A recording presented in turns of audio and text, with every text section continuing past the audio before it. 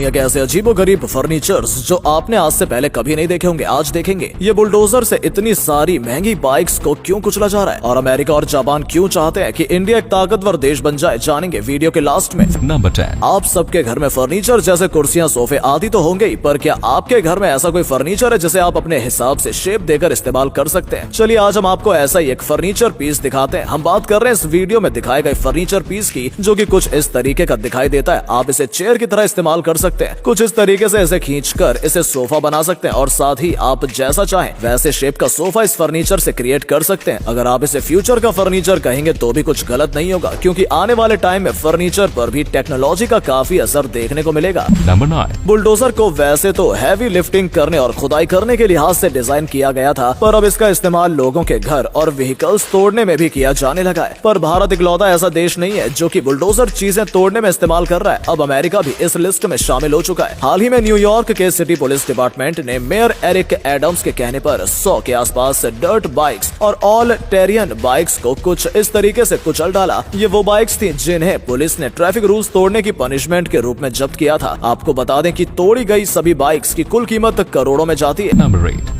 अयोध्या में राम मंदिर का काम जोर शोर से चल रहा है, पर क्या आप जानते हैं कि मंदिर की मूर्ति जिस पत्थर से बनेगी उसे दूसरे देश से लाया जा रहा है? पर आखिर क्यों? चलिए आज हम आपको बताते हैं। अयोध्या के राम मंदिर के किए भगवान राम और माता सीता की मूर्ति जिस पत्थर का इस्तेमाल करके बनाई जाएगी उसे नेपाल की गंडकी नदी से लाया जा रहा है। इस नदी को भारत के कई धार्मिक ग्रंथों में पवित्र माना गया है। महाभारत में भी इस नदी का जिक्र मिलता है। यहाँ तक कि जिस शालिग्राम को विष्णु भक्त पूजते हैं वो भी इसी नदी में मिलते हैं। नेपाल ने हाल ही में इन दो बड़ी चट्टानों को पूरे विधि विधान से पूजा के बाद भारत भेज दिया है, जिनसे जल्द ही मूर्ति बना ली जाएगी। नंबर 7। इंसानों द्वारा बनाई गई कई चीजें इतनी अनोखी होती हैं कि एक बार के लिए देखने वाले का दिमाग ही सन्न हो जाता है, और इसका परफेक्ट एग्जांपल है चाइना का ये ब्रिज। चाइना के चंगशा में मौजूद इस ब्रिज का नाम है लकी नॉट ब्रिज, जिसे एक बार देखने पर समझ ही नहीं आता कि ये कोई ब्रिज है या फिर कोई इल्यूजन। इस ब्रिज को 3 ब्रिजेस को मिलाकर बनाया गया है, जिसकी सबसे मजेदार बात है कि इसका न कोई एंड है और न ही कोई बिगिनिंग। इस ब्रिज को ड्रैगन किंग हार्बर रिवर के ऊपर बनाया गया है, जिसकी लंबाई 185 मीटर है। इस ब्रिज को अक्टूबर 2016 में बनाकर तैयार किया गया था, जिसे एम्स्टरडैम बेस्ड नेक्स्ट आर्किटेक्ट्स ने डिजाइन किया था। नंबर 6।